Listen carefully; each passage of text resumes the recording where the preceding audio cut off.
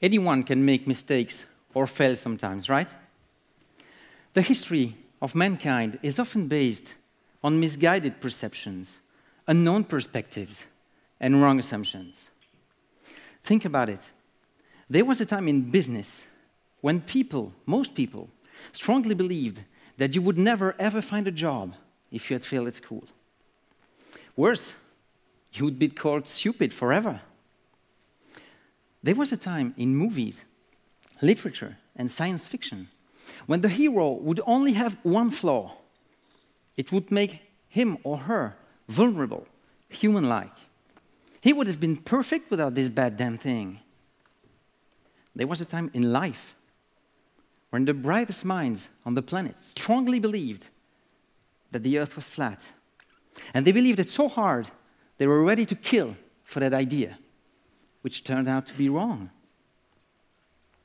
Successful people, they go through these kind of experience and perceptions too, except that they can take advantage of what happens to them, the unfortunate event and the bad stuff.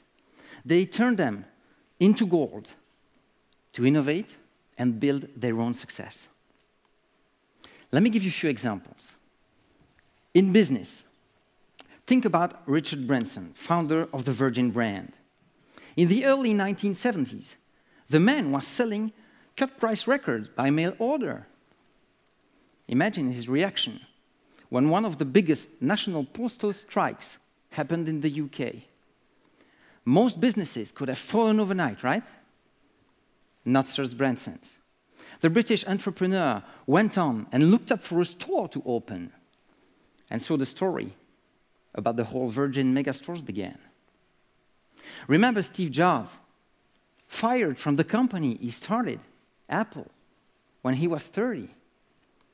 A lot of people said the man started a 12-year walk in the desert.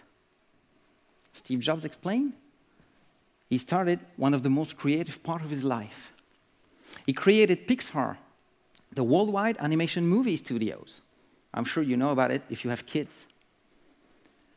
And he went on to found Next, a computer company Apple bought 12 years later. Jobs came back to Apple with the success we all know he's had until he passed away. In movies and science fiction, remember Neo, the hero of the Matrix trilogy. He first fails at believing he is the one.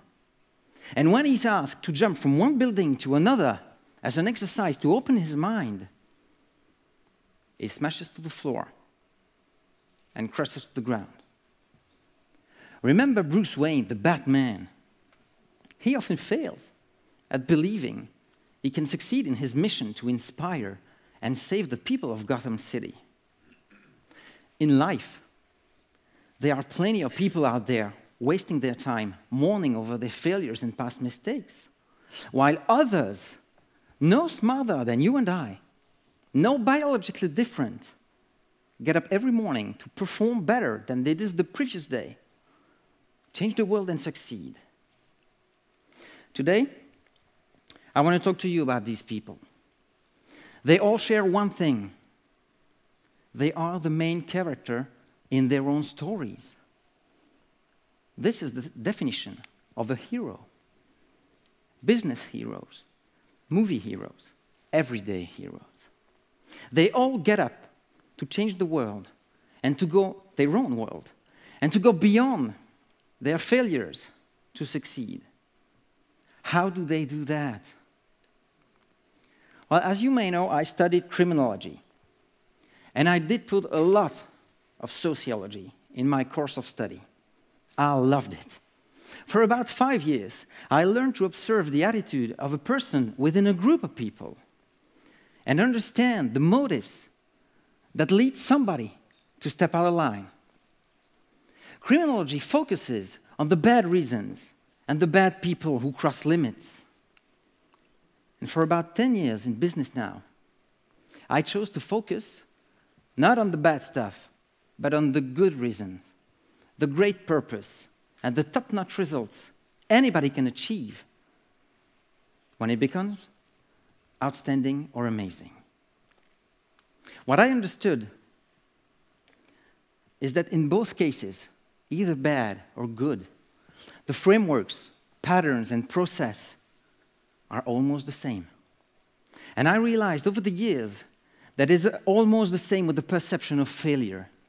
It can lead you to believe terrible things about yourself and about others, or it can lead you to excel and reach insanely great success. Let's start with the people who think failure is bad and negative. For them, failure is absolute. It's a general tendency in their behavior. If they suck at something, it is very likely that they will believe they will suck at everything. It's the "I'm a loser" kind of thought. Failure makes them feel lame about themselves. They are ashamed about it. And they are beyond doubt about themselves. They are almost sure that they are not good and not capable of doing anything great. Failure, for them, is universal. Not to stand alone in their misery. They tend to perceive the whole world as bad and agony. It is filled with bad people. And only the smartest and strongest will survive.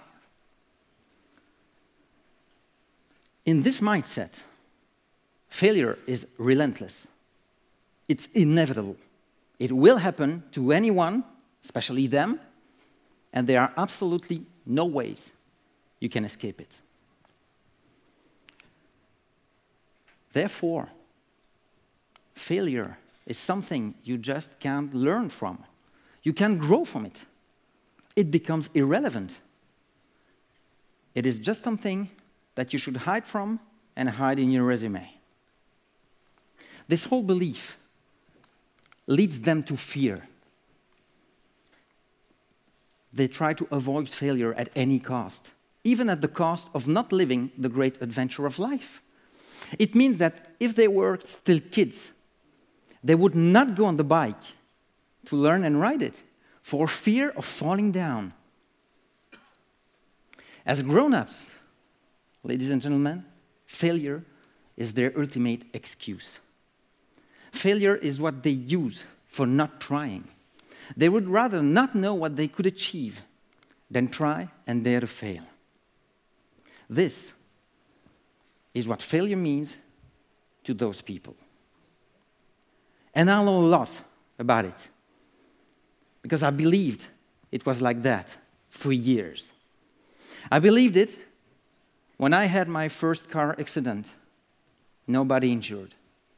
I believed it when I failed my first year at university. And I believed it every time I've been rejected by women. And trust me, I've been dumped a lot.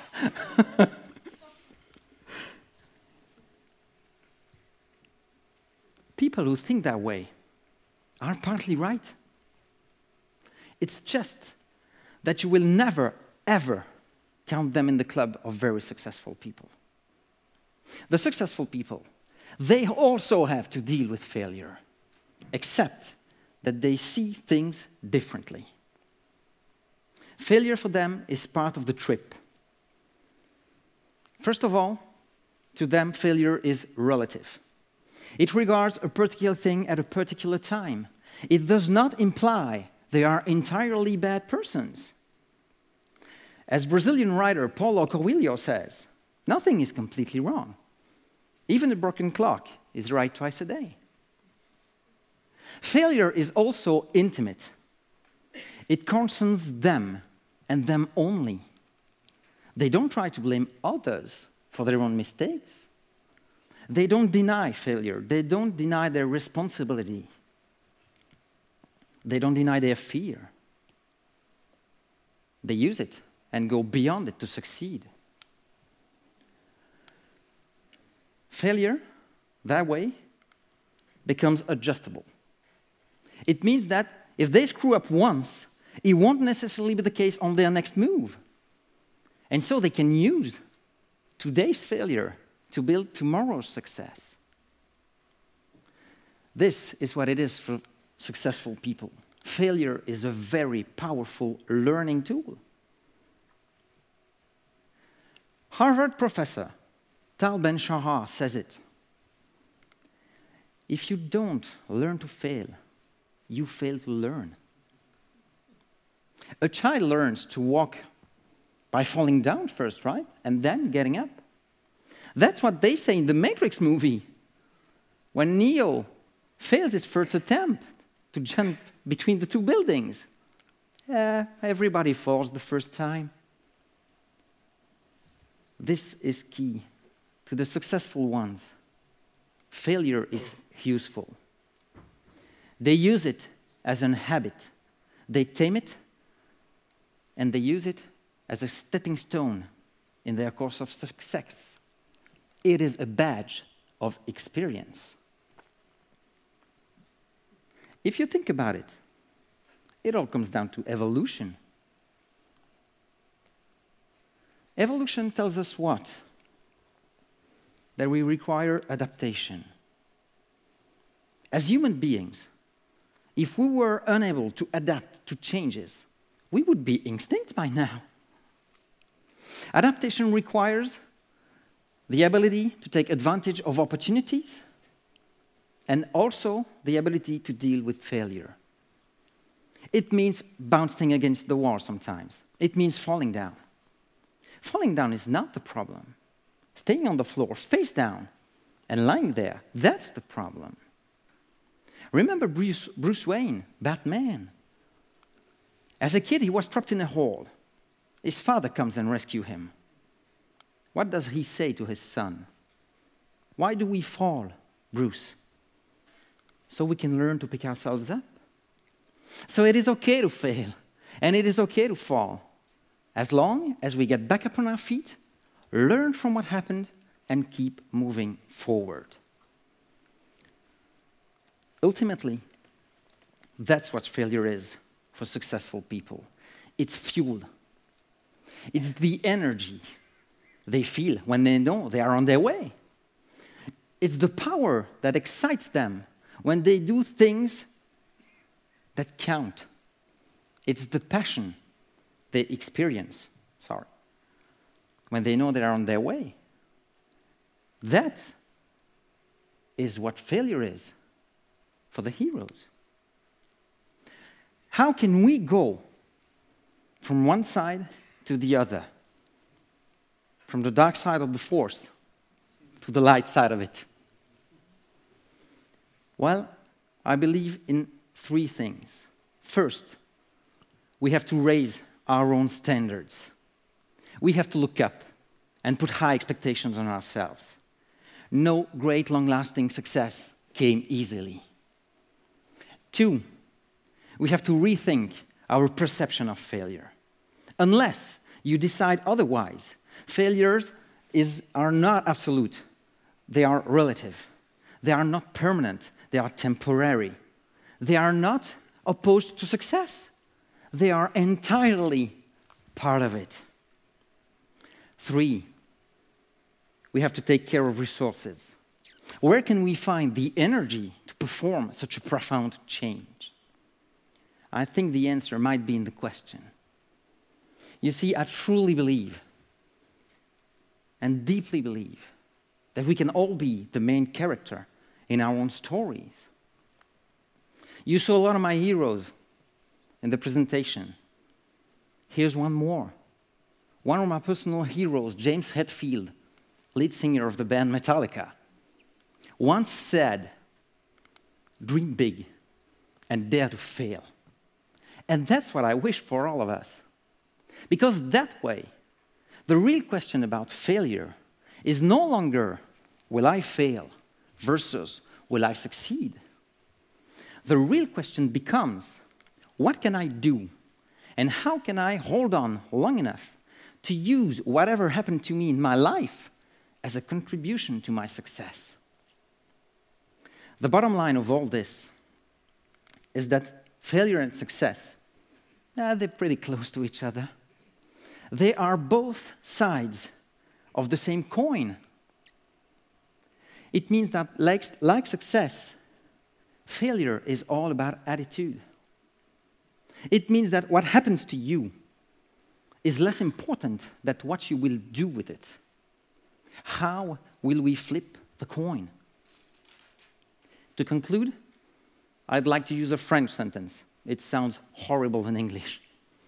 Basically, it says something like, we have to let things loose if we want to win.